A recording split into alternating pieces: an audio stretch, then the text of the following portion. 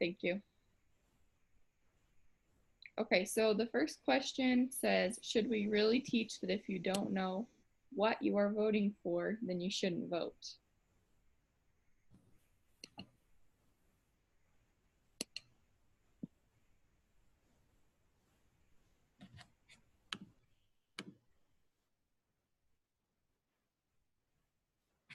Okay, I'll go ahead and say, yeah. Just going, I think that's probably a lot of the problem with, why we have the senators, representatives, and things today, because people don't study out they're not informed. They don't understand what these people stand for. Um, a couple of years ago, we passed a bond election that had failed like 2 times before, and we now have the most expensive football stadium in the high school football stadium in the United States, because people just said, "Oh, we need more schools." They didn't research what the bond was really for, and so uninformed voters, I think most voters are uninformed, and so you end up just voting from sound bites. They figure they're informed by just the little commercials or whatever they see instead of actually searching it out. And so they're uninformed voters, and we end up with bad government.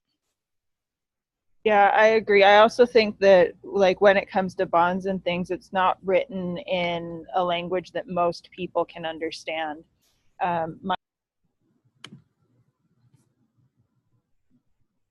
You muted yourself, Gina. Okay, sorry. Where did I mute it at? Understand. Oh, okay. So they don't understand. My sister works for the school district budget department, and when they write their budget, they write it on a 3rd to 5th grade reading level, because that's what the vast majority of the public can understand. And these laws and stuff, when you go in to vote, aren't written in a way that most people can understand. So even if they're going in figuring, oh, I'll just read what it's about and decide there, they're not going to be able to. So yeah, I agree that if you don't know what you're voting on, you probably shouldn't be voting, which is why I like that the church encourages you to go get informed and then vote. They don't just go out and say vote.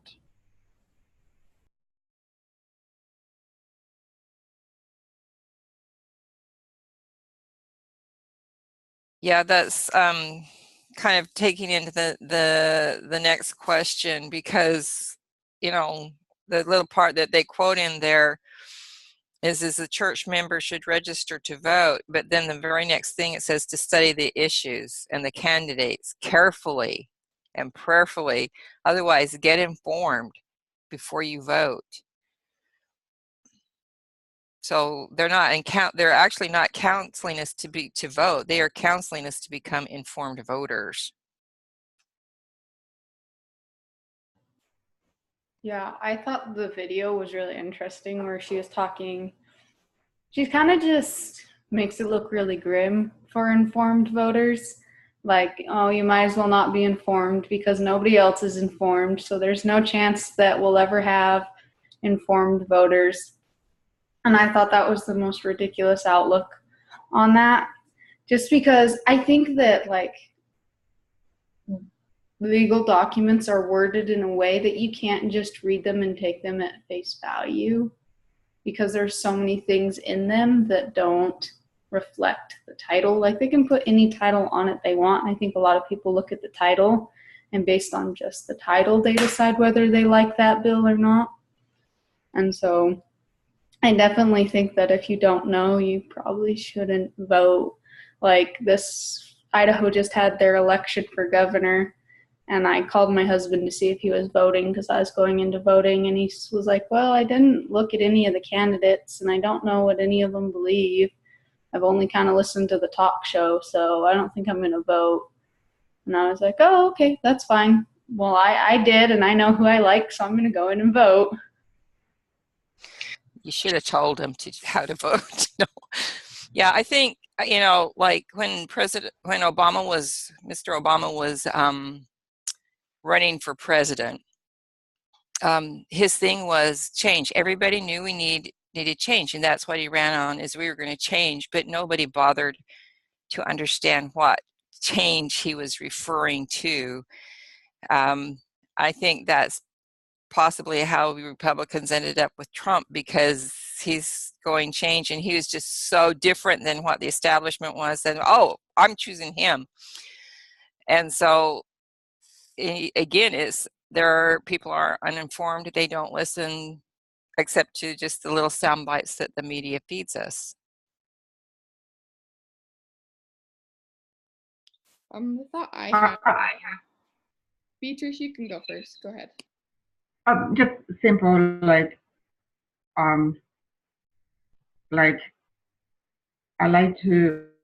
read a little bit about, I read about raising responsible children, citizens, and for me, it's like it's getting along with getting informed, but as a parent, we have responsibility to vote, but not just to vote. It's to get informed, but to teach our children. They hear it's opportunity to teach our children about citizenship and civil responsibility. And they mention 5 things, and I like it. They show, by example, we show respect to the law by obeying the traffic laws, vote, election, bring the children to the election, talk about the news, provide community service. Basically, they told us as parents to teach our children to be responsible citizenship, not just to vote, to get informed, to bring the children to. I remember once last year when Trump got elected, I told my husband, because I am not citizen yet, I am resident, because I cannot vote yet. And I told my husband, bring our daughter to vote with you. He said, for what? Just to show you, to see you that you are voting, and to teach her what does that mean. And he's looking at me like, you are weird. Like, no, just take with you, and that way she's going to. She's 10 years old. It's okay. And I didn't know how important is that. It's basically for me, it's like something then be good example. They watch us how to drive, how to follow the rules, and it's good thing to. Even last night we saw the commentary about how Trump was elected. And we learned a few things that we didn't know because we didn't have a time to follow his campaign. And even Stephanie my daughter learned a few things last night because okay, what does that mean? We have a time to talk to her about it. And then we need to be more objective, more more neutral, but we need to get informed what's going on in the government. And we spent 1 hour there where we never did before, because it's for what? Because we need it. This is why, because we need it.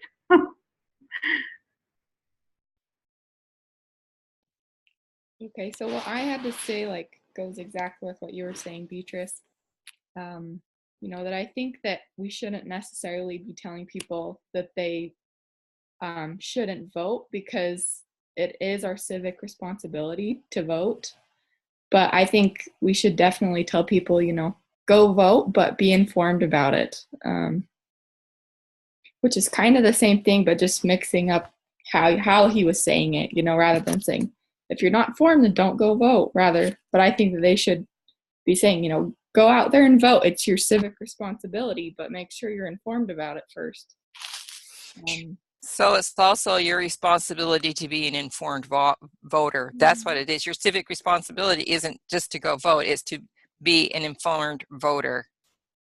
Yeah. So I just took it a different way, but yeah. I definitely agree you should be informed, but I don't think people should necessarily say, don't go vote. I don't know. When I was in third or fourth grade, it was one of the elections, and they did a mock election in our classroom. And the way that they did it really stuck out to me, because basically they took two pictures. I think it was George Bush and Bill Clinton at the time. And they basically handed each student a thing and said, okay, circle the candidate that you want. They didn't tell us what the candidates were running for. They didn't give us any information. They just said, pick the candidate that you want. And I don't remember what the outcome was, but like, I thought that was really weird, because like I knew these two people were running for president, but I'm like, I have no way of picking. And they didn't say, you know, they wouldn't let us get more information. They said, you have to pick somebody. And so what most people did is they looked at what their neighbor was picking and just circled the one that their neighbor was picking. And, you know, I think that's what happens a lot in society today is you get people who don't go out and get informed, and then they just look at what the cool thing or what all their friends are voting for, and they decide to vote along with that, especially within the younger generation, because their parents haven't taught them how to go out and be informed. Yeah, I like that, you know, it starts within the home. And Beatrice was reading something that we were supposed to read this week about how we should teach our kids the correct way to vote and study it out and help them to be involved in the campaigns. And, you know, those girls in the video that actually were part of some type of a rally, I don't know what it was, but, you know, just teaching our kids from when they're young the importance of voting and being informed about it. Yeah, I think, you know, with, you know, everybody's so busy. Most people, both parents are working, or even if it's just one and the mother is busy in the home and church jobs and everything, that you really have to make an effort to take the time to do that. And I think that's what most people do is, oh, I can just hear the commercial and see what they think or that. And they don't realize that doesn't represent really what the person, you know, may think. You know, you need to go back and look like what they've done in the past and, you know, what they're saying now. And you have to take the time to study, and it does take time. But if you don't, you end up with crappy government. That's true. I really like that. So we're gonna go on to the third question on here. Do you think that these girls were being sincere or just parroting back things their parent told them to say? And these are the girls in the two videos who were at the rally, whatever they were at. So I think especially the older one, like her parents may have helped her come up with the specific words that she used, but you could tell in the video that she was passionate about what she was saying. It wasn't just her reading a script that somebody else came up with. It was some stuff that she truly did believe.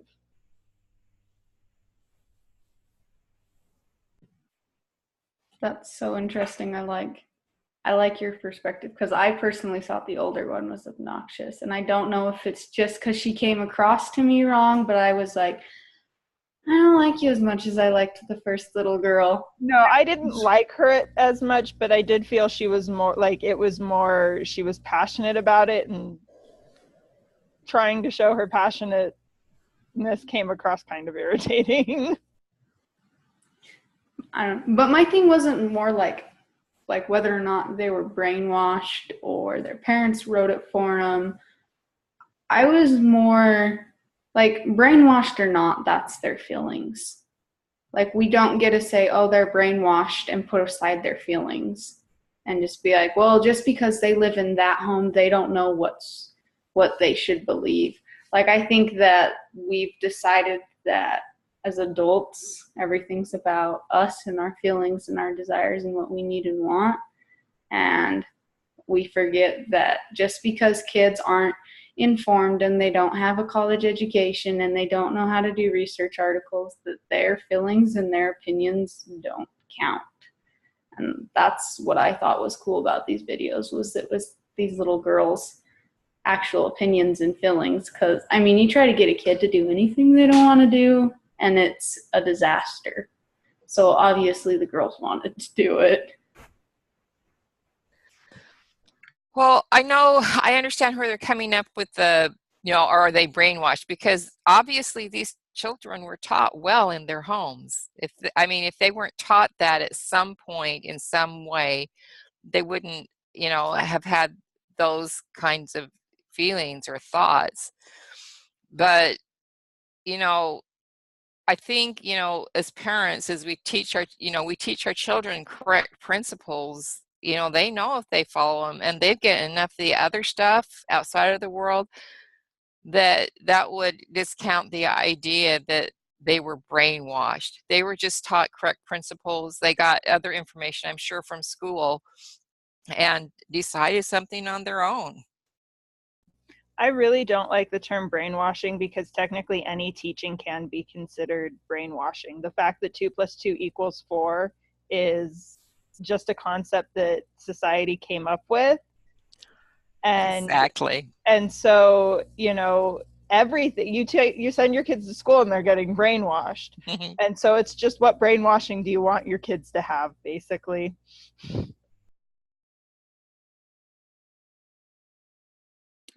Yeah, I thought, like, first of all, I didn't really, I thought that it was pretty personal for both of them, because they talked about experiences with their parents that they had.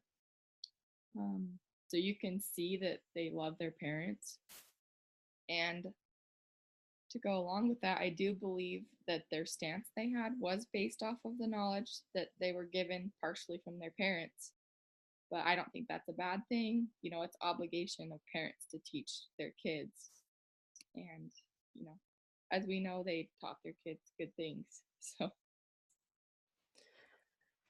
I also put kind of a side note in my notes that if they had supported the opposite view, they probably would have been touted as intelligent and free thinkers, not brainwashed. So it kind of depends which side you're coming from, that whether you think they're brainwashed or if they're just intelligent.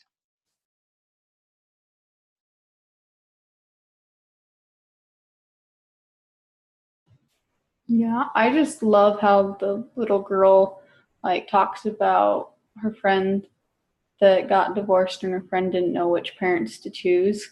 And I had the exact same experience in grade school. I mean, it was kind of before divorce was a big deal or you ever heard about it, I feel like. And all of a sudden his mom and dad were getting divorced, and it was a horrible divorce.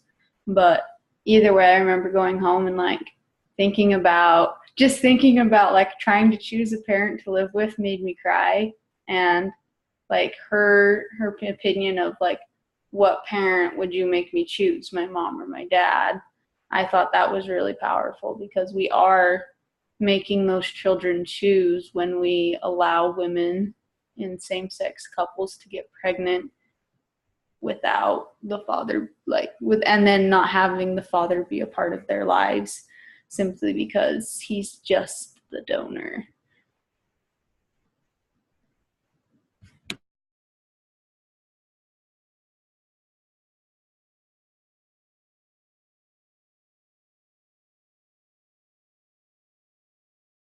go on to the next question. So how is it different coming from a child's perspective rather than an adult's? Should children be considered in decisions regarding family policy? Why or why not?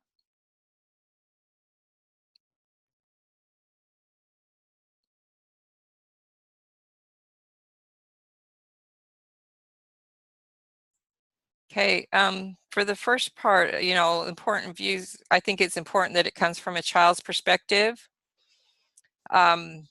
because they're the ones being adversely affected by a lot of these things. And so they should be able to have input, because these things are affecting their lives. The adults' decisions are affecting their lives. So they should have some input. I did like the older one, Amelia Summerhays. She said, sometimes adults act like selfish children. They are more concerned with adults' rights than those rights of the children's. who do not have any say. And so I think it's important.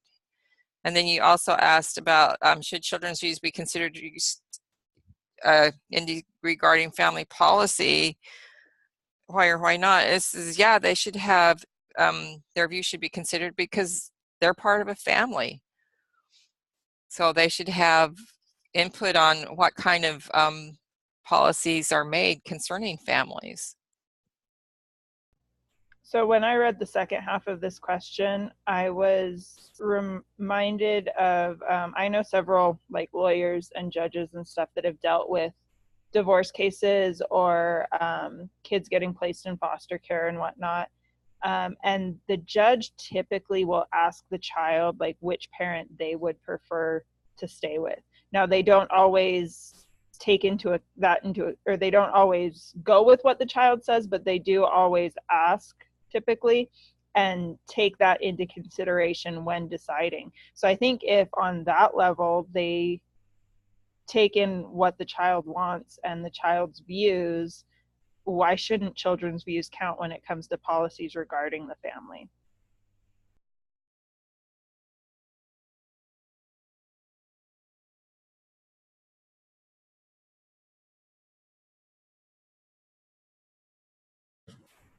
Yeah, I really like that. I love what Bobby said because like when we think about what a family is, like everyone agrees that it's like universally everybody agrees that there's an adult or two adults present and children, and like that's a family.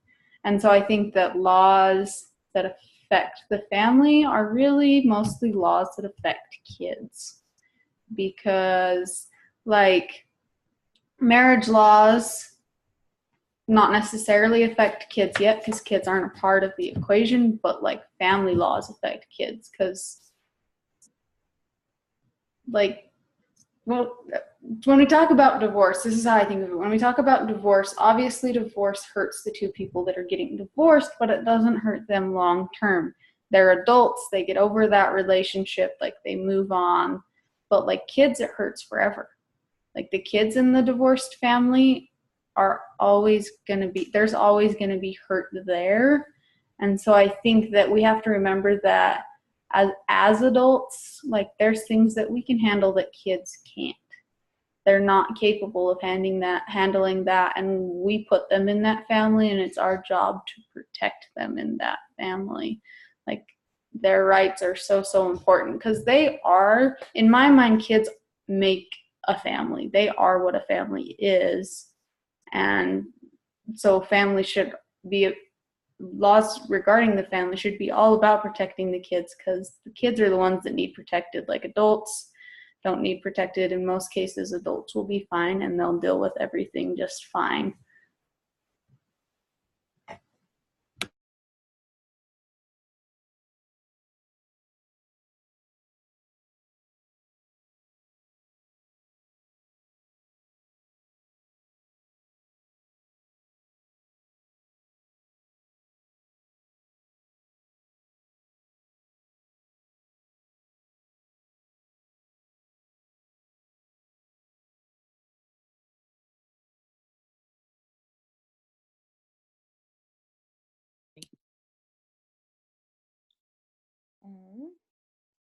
So let's go on to the next question.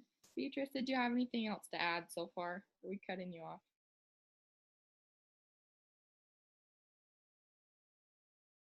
Nope, I am busy writing. Okay. But it's okay. Just everything everybody says good.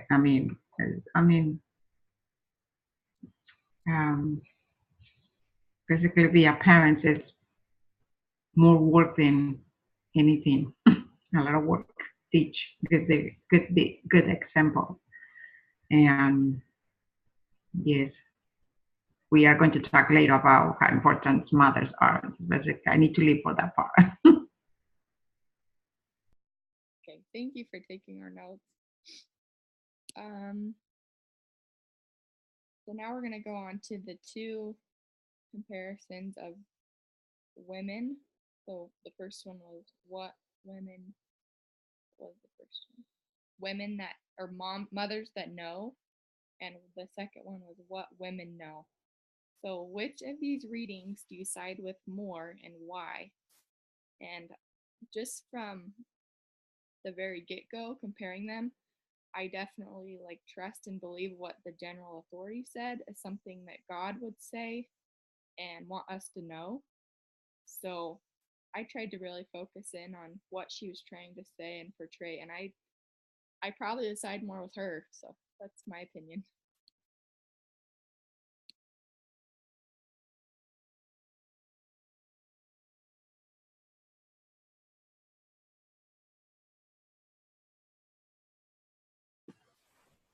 I was 100% on Sister Beck's side.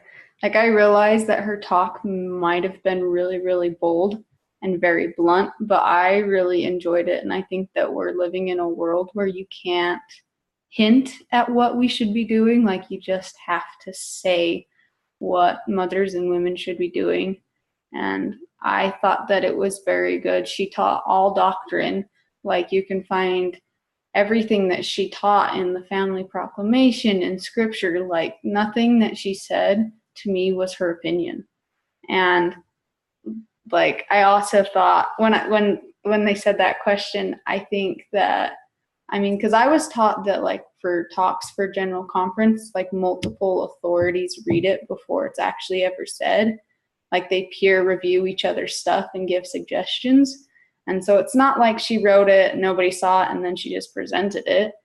Like, people had already seen it and read it, and the general authorities had thought it was okay. And so, like it wasn't just her spitting out stuff. Like, it was supported by the rest of the general authorities, or it wouldn't have been said.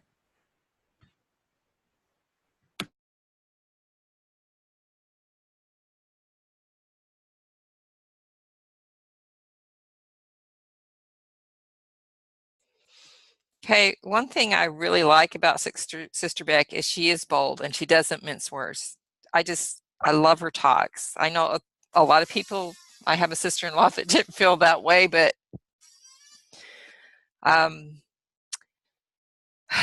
and I really loved this talk about the tone and the intent of the What Women Know article. I kept on reading it. I'm just going, you guys don't even understand what Sister Beck was talking about, do you? It is just like, and so I kind of think the intent of What Women Know was to soothe someone's conscience. So I said that it was to soothe someone's conscience. They misconstrue much of what Sister Beck says and only try to find fault with what she is saying, not to try to apply it to themselves. They sit there and spit out, even their comment about the 2000 stripling warriors. Yeah, war is sad and it's not good, but it's not like they picked the war. They were trying to defend their families, and these ladies, the people that wrote that article make it sound like, oh yeah, they sent their children out to kill other children. And I'm just going, yeah, it's like they try to find fault with everything Sister Beck says, and it's just going, and the things they say is like, that's not what she said. That's not what she said. So, and I just, yeah, like I said, I just got a very dark feeling reading the What Women Know article. It's just like very, yeah. Said, fathers should nurture too, not just moms. And she didn't say anywhere that only moms should nurture. I think they just tried to twist it and make her sound bad. And then another thing I noticed that they said, they tried to make her like look like a bigot and judgmental when she talked about homemaking, because they said, because Sister Beck didn't say anywhere that we need to be the best at homemaking or better than anyone else. She's just saying, that we should that's what we should do straight up, and didn't say we need to be better than anybody else, but they almost made it sound like it was a competition to see who would be the better homemaker. Yeah, anyone else? I'm kind of just thinking about that. Like, she does comment that we should try our best, and maybe that's where they get that. But I saw an article months ago about, and someone was attacking the modern Utah mom and her Instagram, and it just pointed out all these modern Mormon Instagram moms that were healthy and fit, and they stayed at home with their kids, and they had the perfect life and the perfect house, and everything was cute. And it was a really nasty article, and it totally attacked these women for being brainwashed and for trying to be the best. And it claimed that they obviously had self-esteem problems because they were trying to keep up with everybody else.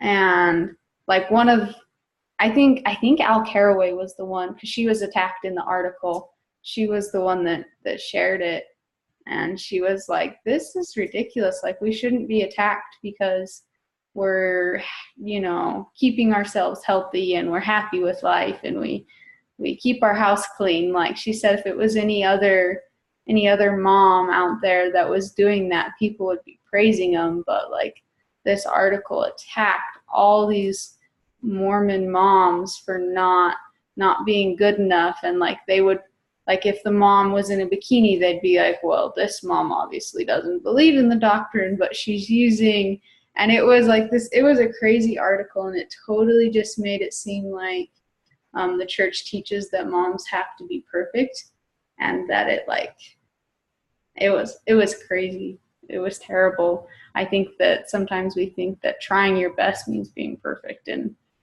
it's not.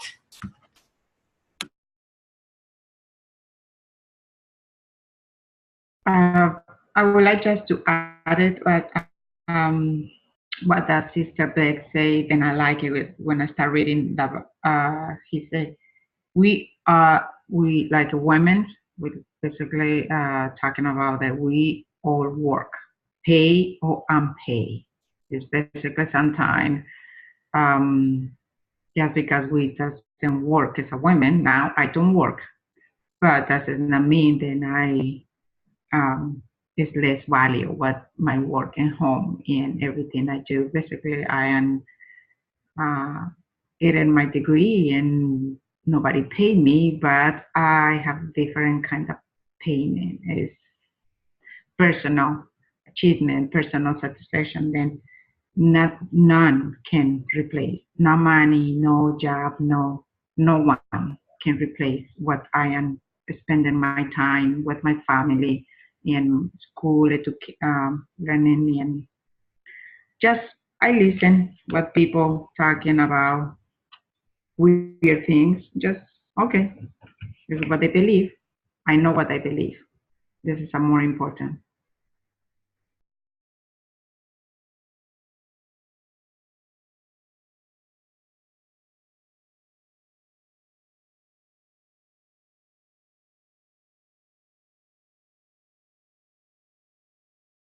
Document titled What God Knows About Women and Mothers, which of the two articles you read would most closely resemble that?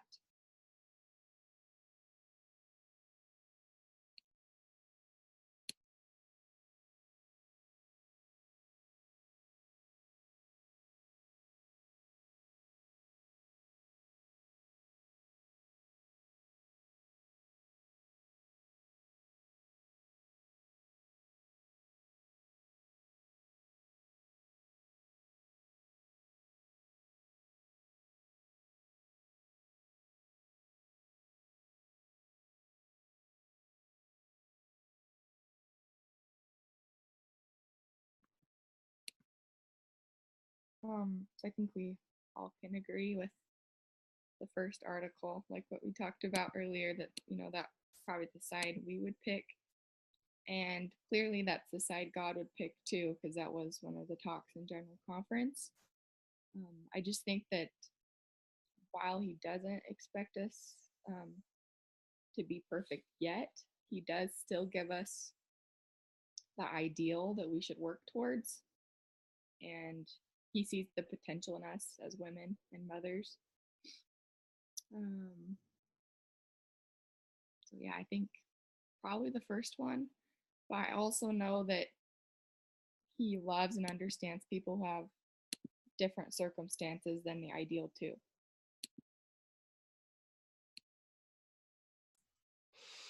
I kind of feel like people mix up, we have the ideal and we preach the ideal, but if you don't have that goal to work towards, it lowers your ability to become anything even close to it. We have to have something better than us, to work for. It's just like, when you're learning to run, if you don't have the goal of, okay, I'm going to run a half marathon, you're just, okay, I'm tired of running after a mile and I'm done, kind of thing. You have to have that goal to, whether you reach it or not, you have to have that goal out there to help keeping you to help keep you going and expanding and trying.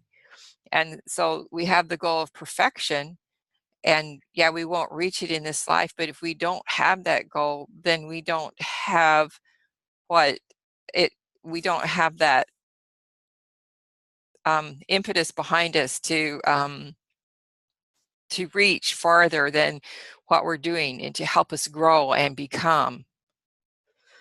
And I think people kind of really misunderstand that, and I think a lot of people operate from a shame thing and so when they see somebody else achieving, that means that they're not as good, or I'm bad, which is a shame thing, and so they attack it because they don't like feeling that way, instead of just saying, okay, this is, those are that person's goals, these are my goals, and this is how I'm going to work to achieve them to help myself grow. I love that. I think it goes right along with, I think it was Gina was talking about it a couple of weeks ago, like the difference between practices and principles. And there's a practice in the stake that I grew up in that's really painful, actually, for my father, because so my mother died when I was 13, but since then our stake has this belief that because my father is a single man, that he can't be called to do things with the youth or to do things at all, really. And my dad actually owns the only intact Mormon hand cart, and he's written books on it, and he has all this really cool stuff on it. And a couple years ago, when our stake went on trek, he wasn't involved at all because he was single, and he was told that he wasn't involved because he wasn't married. And I thought that was really sad. But my family has still never been taught that, like, to shame people that are family. Like, even after my mom died, we were taught, like, you know what, you want a spouse, like, you want a mom and a dad and two people. Like, we don't have the ideal, and that's okay. But that doesn't mean that we don't stop trying for it. And my dad dates, and he's tried to get remarried a couple times, and well, it just hasn't worked. But he hasn't stopped striving for the ideal. He hasn't just like stepped back and decided, well, no, they should just appeal to my needs. And I think we see it with the first presidencies too. Like, when their spouse dies, they're not just like, oh, well, my spouse is dead. Like, I don't fit the ideal anymore, so the ideal is wrong. Like, no, they strive for the ideal again, and they get remarried, which is super hard. Like, that's hard for anybody. And I imagine it's really, really hard for the apostles. Like, our prophet's on his second marriage. Like, we don't just give up when we don't meet the ideal anymore, but we always like work for it. And I think that was something that I was always taught, like you don't just give up or get mad at the ideal because you don't have it. Like, yeah, it stinks not to have the ideal, and it stinks not to have, you know, your mom in your home, and for people to like look down on you because you don't have the ideal. But like that doesn't mean that you throw the ideal out the window. I think I just found other families that had the mom and the dad and the ideal that I wanted, and that's what I looked for. And like that's the kind of mother I wanted to be after I didn't have mine anymore. And I think that that's what we have to realize, is that like they're not trying to hurt us. Like it hurts anyways when you don't have the ideal. Like you just have to look for it.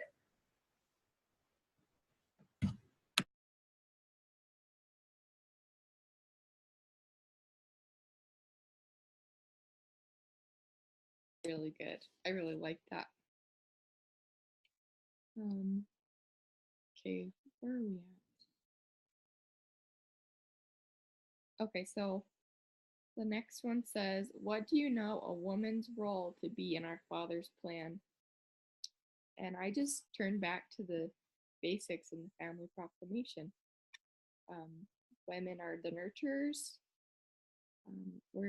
That's our specialty. That's the divine nature that God has given to us as women. And they're also needed, you know, to be co-creators and bring children to the earth so that spirits can receive their bodies.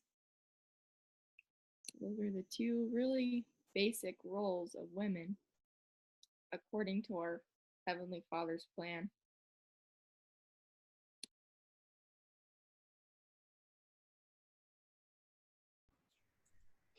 Just I would like to add what I was reading this morning. I couldn't finish last night about what Elder Christopherson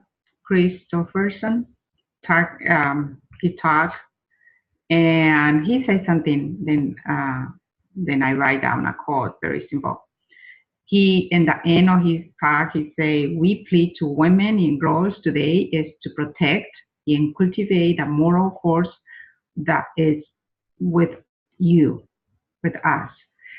Preserve the united virtue and that unique gift you bring with you into the world." Basically, we as a women, we each one, we have gifts. The Lord provide us gifts to that we can bless others' lives and our children, our families. This basically, He plead us, a women. I feel so special. He said, "Please, women, please me, please be." Call, basically he called each woman or girl to protect and to preserve a gift and to make a difference. And I like it when he said what he said.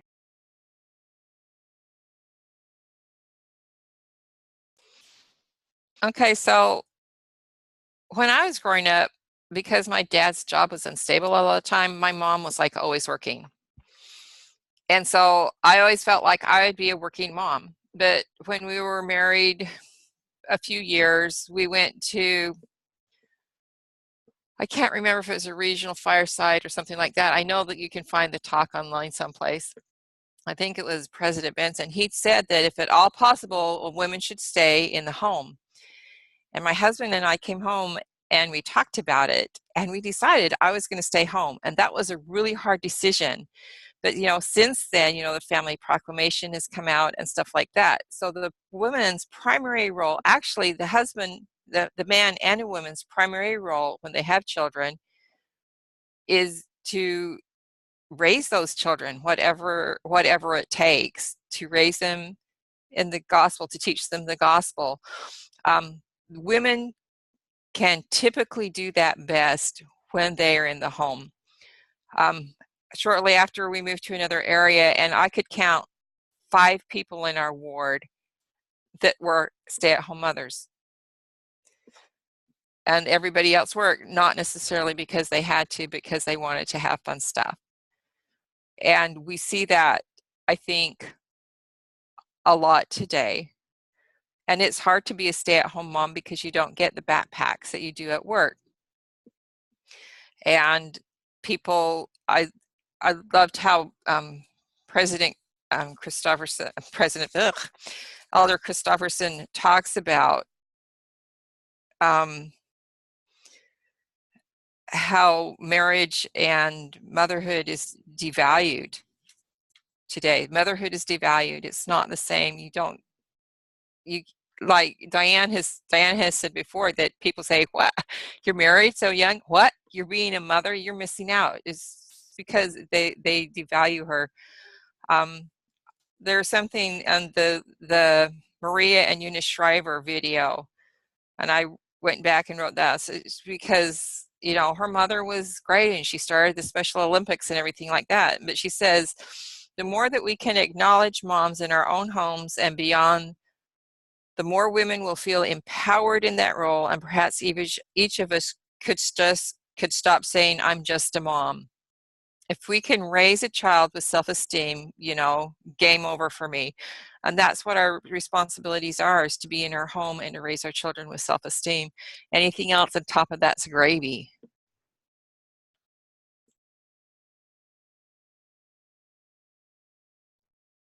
It made me think about a question I get asked all the time. So a lot of my family aren't really active in the church and they work outside the home and everything. And I'm going to college, and I'm almost done. This is my last semester, and people have asked me all the time, well, what are you going to do like once you graduate?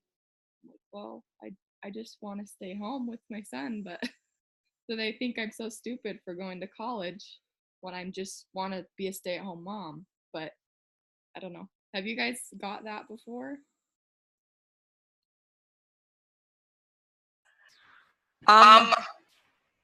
I haven't got that before, but I mean, I got a lot of, you know, things because I mean, I stopped my education. I didn't have time to be a student and a mom anymore. I went to school for a little while, but my husband was in school. I didn't have time to do both anymore, so I gave up school until a couple of years ago, and my youngest was in high school.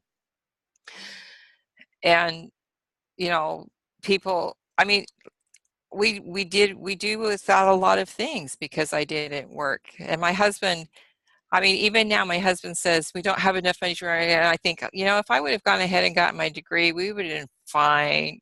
I'm just going. So even now, you know, that still eats at me.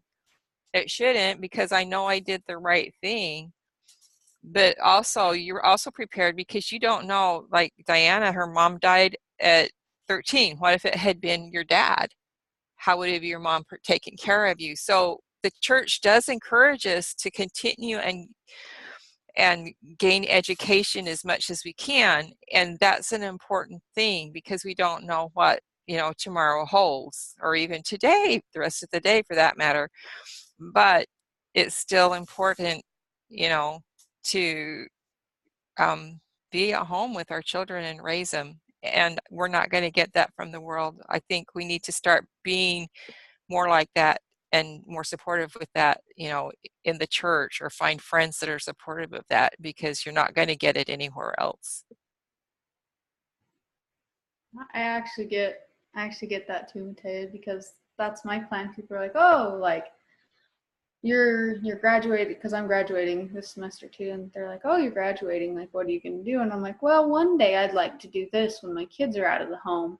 And they kind of give me like a weird look, and they're not too pleased that I'm getting an education, or they think it's a waste of my husband's money.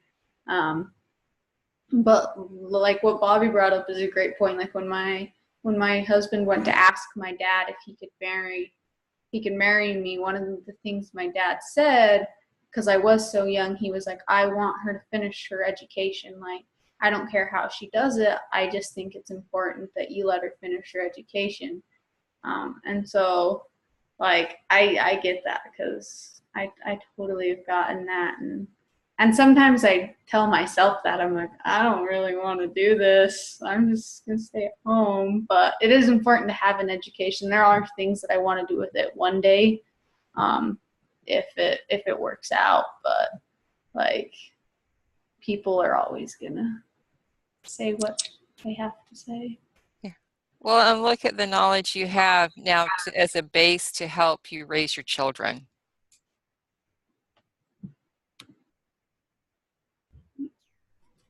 Okay. Now, Like, congratulations with Mataya and Diana. They are going to graduate this semester. I am going to graduate as well too this semester, and just I need to do that internship in a couple more months. But basically, this is my last class, and same thing. People ask me, and then I say, I am going to rest. I am going to rest. I am going to take a break. I'm going to enjoy, get out, do anything except just my family and cook good meals and enjoy more because I've been in school for a while and I like school.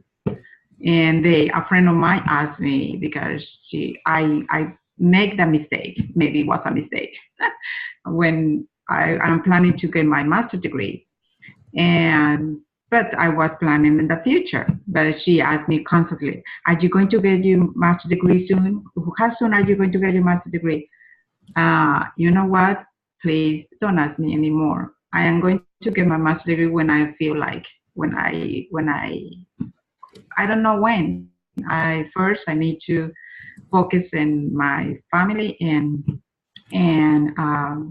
find something to don't interfere. If I find any job, need to be something then I don't sacrifice my family. My family is first, and my education I'm going to continue my education because I want to get my master, but I don't know when. If my brain is still working, maybe in a few more years. But enjoy life. Enjoy because getting rough, getting harder. We need to enjoy life the most we can with our family. So I'm also jealous because you're all graduating and I have another year left. And I tell people that, people are asking me, well, what are you going to do? And I figure to do much of anything, I'm going to need my master's. And I figure by the time I get my master's and have to do everything, it'll be time for me to retire. So that's why I tell them, I'm going to go get my master's and then I'm going to retire.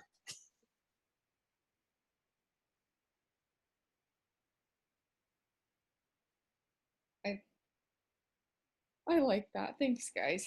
I'm glad I'm not the only one. I guess something that I've noticed since I've got my education is how much I've changed since I've started, back 4.5 years ago. So I just know I wouldn't be the same person, the same mom, the same wife had I not got my education. And also, like Diana said, we never know what's going to happen. So it's good to have that knowledge and the skills in case something were to happen. Like even if, your husband broke his leg or something and couldn't go to work, or you never know. So it's good to have it, and we're taught to get an education. So I just did what I was taught to do. And yes, I did get married in the middle of my education and had a baby 3 years in, but I finished. And I'm really grateful we have online school too. That's such a huge blessing. But I think we're about out of time, really. So should we, Beatrice, do you want to sum up our meeting? Yes, I am going to sum the best I can. I hope I can do in 2 minutes. Let me see. Okay, basically we talk about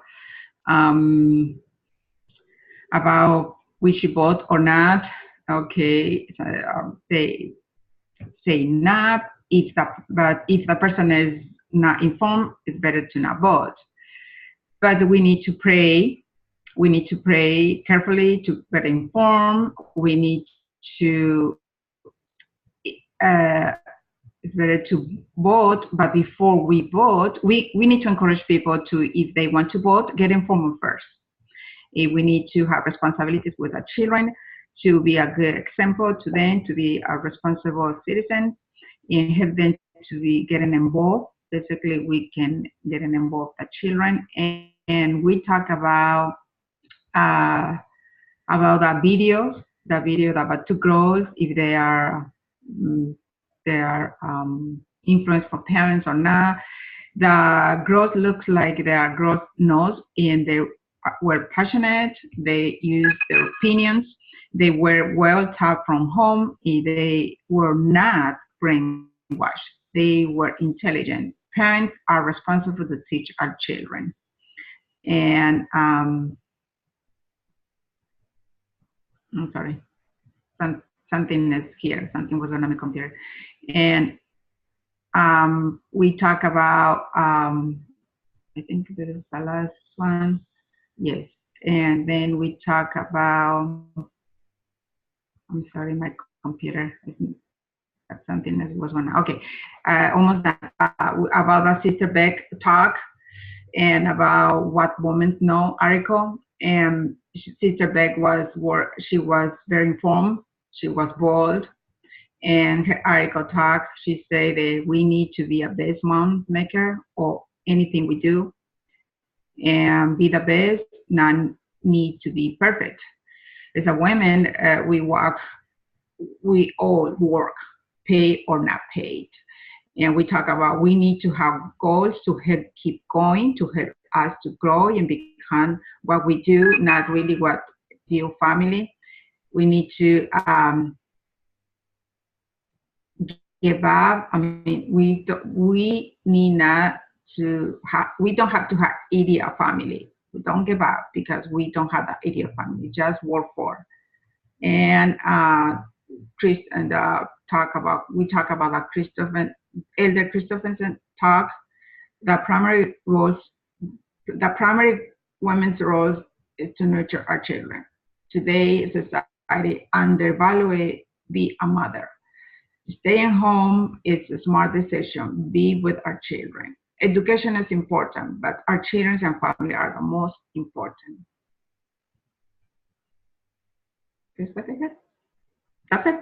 I hope so. Less than 2 minutes. You nailed it. Thank you. You're welcome. Have to see you next time. So what